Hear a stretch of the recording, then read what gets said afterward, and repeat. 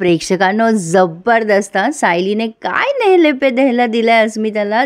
Too much भारीच दाखवलंय आज. सुरुवातीला बघतोय आपण अश्विन म्हणत असतो बाबा एक वेळेला शेजार पाजारचे मदतीला येतील, पण अस्मिताताई नुसती कट्टी पतंगसारखी इकडे तिकडे हिंडत राहील. आणि मग या कल्पनाताई म्हणतात अशी कशी फिरू देईन मी तिला.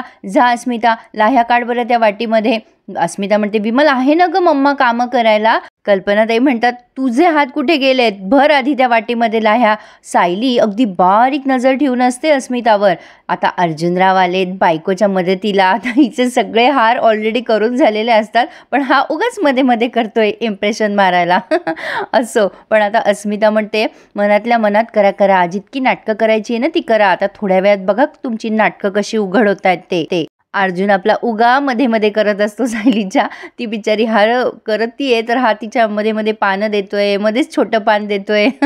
सायली हसते आणि म्हणते झालेत हां माझे सगळे हार करून, आता लावून येऊ का मी. आणि सायली हार लावण्यासाठी म्हणून आता दाराजवळ गेली आहे. अर्जुन आपला सारखा तिच्याकडे बघत असतो. दुसरं ह्यालाही काही काम नसतं. तसं बघितलं तर हाही अस्मिताचा भाऊ चांगला शोभतो. असो, पण आता सायली ते हार असं खूप वेळ उड्या मारून लावत असते. बरं सिम्पल लॉजिक आहे, स्टूल घ्यायचा हार लावायचा साधी गोष्ट आहे ना. एवढं ड्रामा क्रिएट करायची काही गरज नव्हती. पण आता ह्या ड्राम्यामध्ये प्रेक्षकांना त्यांनी अख्खं टायटल सॉन्ग प्ले करून टाकलंय. पण भारी वाटलंय हा ऐकायला सकाळी सकाळी. अर्जुन सायलीकडे बघून आपला नुसता गालातल्या गालात हसत होता. आणि मग बऱ्याच म्हणजे 2-3 सेकंदांनी तो उठलाय आणि सायलीला अलगद उचलून घेतलंय. सायली खूप बिचारी घाबरी घुबरी होऊन जाते, कारण ऑब्व्हियसली सगळेच मोठे माणसं समोर आहे. हे खूप वियर्ड वाटतं ना, पण असे प्रसंग मालिकेतच होतात. रिअल आयुष्यात होत नाहीत. अस्मिता असं तोंड करते अरे बापरे, म्हणजे याची किती हिंमत आहे. कल्पनाताई बिचाऱ्या लाजतायत आणि प्रतापराव तर दंगच झालेत. काय बाबा आजकालच्या पोरांची हिंमत. आणि अश्विन ही बघत राहिलाय. सगळ्यांचे चेहरे मी तुम्हाला टिपून दाखवलेत. छान दाखवले प्रेक्षकांना त्यांनी आज, खरंच खूप छान दाखवलंय. अर्जुन सायलीकडे असा नुसता बघत असतो. आता तिथे आल्या ना पूर्णाजी, रोमॅन्स में रुकावट के लिए खेद हो गई. सायली म्हणत असते अहो सर सगळे बघतायत ना, असं काय करताय तुम्ही. अर्जुन म्हणतो लावा लावा लावा, तुमचा हात नव्हता पोचत ना, लावा हार लावून घ्या पटकन. पण आता ह्या पूर्णाजी मात्र जबरदस्त तापल्या आहेत आणि रागाने बघतायत अर्जुनकडे आणि मोठ्याने ओरडतात काय चाललंय तुमचं इथे. आणि मग पटकन अर्जुन सायलीला खाली उतरवतो आणि दोघं नुसते घाबरे घुबरे होऊन एकमेकांकडे बघायला लागतात. आणि अस्मिताला आता मज्जा येणार. असो, पण आता प्रिया मात्र दिवसा स्वप्न बघायला लागली आहे प्रेक्षकांनो. ती विचार करत असते आतापर्यंत अस्मिताने तो पुरावा म्हातारीच्या तोंडावर मारला असेल, कशी वागेल म्हातारी आता. आणि तिला स्वप्न पडले प्रेक्षकांनो. कदाचित असं बऱ्याच ठिकाणी तुम्हाला ऐकू येईल की पूर्णाजीनं आज सायलीला हकलून दिले दसऱ्याच्या दिवशी वगैरे वगैरे, पण तसं काही झालं नाही आहे. या प्रियाचं स्वप्न आहे हे. प्रिया म्हणत असते बघ पूर्णाजी कसं नाटक करत होते हे. अस्मिता म्हणते शी शी शी बाई मला तर लाज वाटते आहे. मग पूर्णाजी म्हणतात ह्या मुलीचा आणि सुभेदार घराचा काहीही संबंध नाही आहे. सायली सगळ्यांची माफी मागायला लागते, पण विशेष म्हणजे अर्जुन काही बोलत नाही यावेळेला. पूर्णाजीने तिला धक्के मारून बाहेर काढलंय. प्रतापराव म्हणत असतात या भोळ्या चेहऱ्याच्या मागे किती मोठं कटकारस्थान होतं हे आज कळालं आम्हाला. हा हिचा चेहरा भोळा आहे पण मनात मात्र कपट आहे. सायली सगळ्यांची माफी मागत असते. विमल म्हणते बरं झालं तन्वीताईंनी आम्हाला हे सगळं दाखवलं, नाहीतर आम्ही हिच्या नाटकाला बळी पडत आलो आतापर्यंत. आणि मग पूर्णाजीने फटकन तोंडावर दार लावलं. बरं लावलं तर लावलं, स्वप्न बघा ना कसं. पूर्णाजी म्हणतात अर्जुन आता तुझं तन्वीशी लग्न होणार. आणि अर्जुन पण पटकन म्हणतो हो हो पूर्णाजी मी आता तन्वीशीच लग्न करणार, लागा आता आमच्या लग्नाच्या तयारीला. आणि इकडे ही गालातल्या गालात हसत असते हो हो करा करा तयारी करा.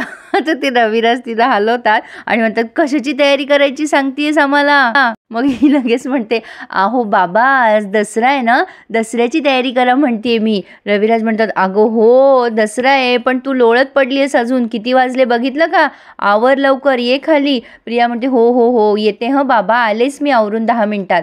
रविराज म्हणतात लवकर ये, खूप उशीर झालाय तुला ऑलरेडी, चल लवकर. आणि आता इकडे पूर्णाजी मात्र संतापलेल्या असतात ना, काय चाललंय तुमचं सगळ्यांचं.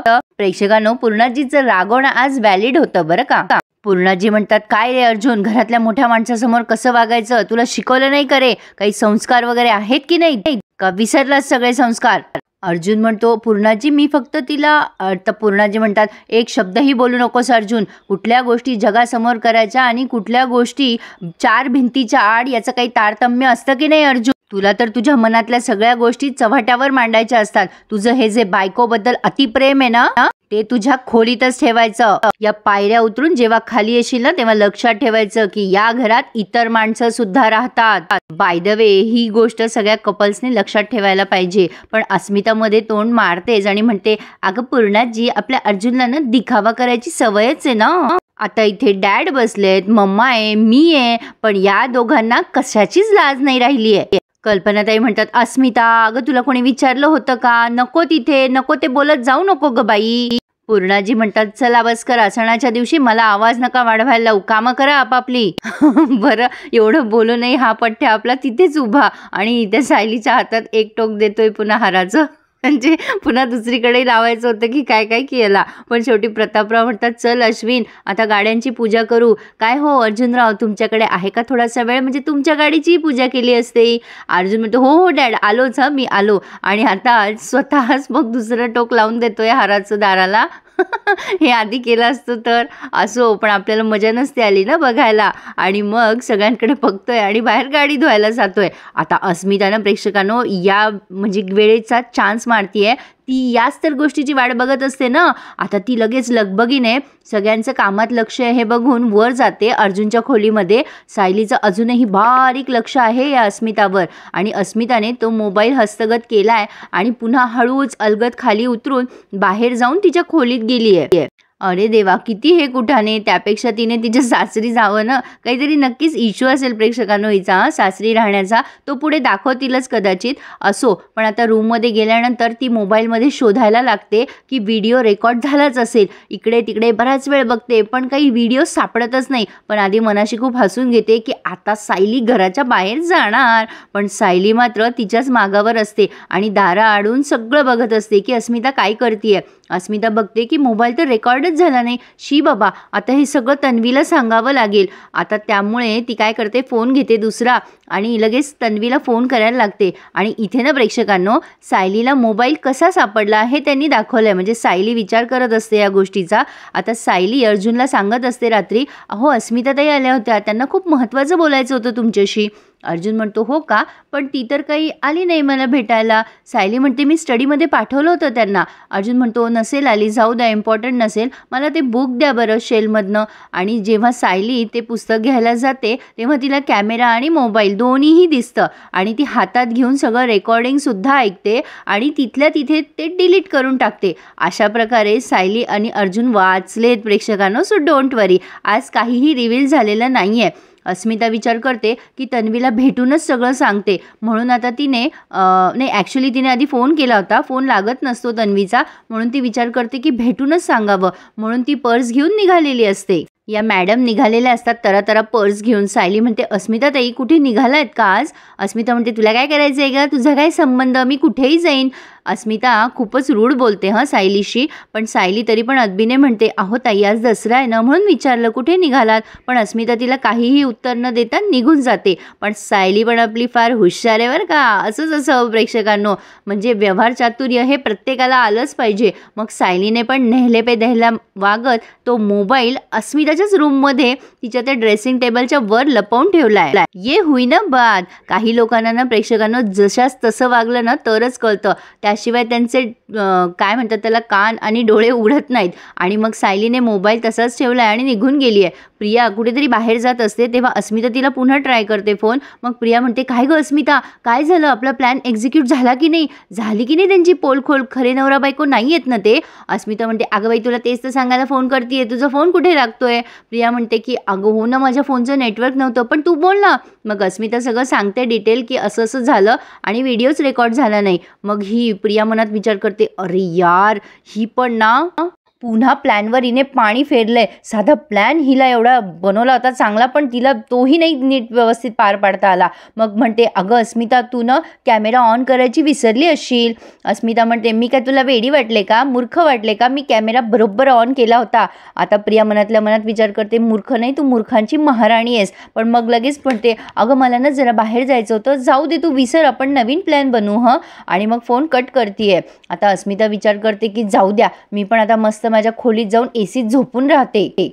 थंड वारं घेतलं की बरं वाटेल मला. प्रिया विचार करते की अरे यार, मी पण कोणाच्या मध्ये फसली आहे. या अस्मितामुळे ना मला दरवेळेला माती खावी लागते आणि मी तोंडावर पडते. कुठे येऊन फसले ना मी, मलाच कळत नाहीये. पण प्रेक्षकांनो, आता इथे त्यांनी हा रिव्ह्यू पूर्ण केलाय, पण पुढे आपण बघतोय की सायलीने लपवलेला मोबाईल अस्मिताला दाखवलाच आणि अस्मिता तिच्यावर डाफरते. माझ्या खोलीमध्ये तू मोबाईल लपवून ठेवलास, एवढी कशी हिंमत झाली ग तुझी? काय रेकॉर्ड करायचं होतं तुला माझ्या खोलीमध्ये?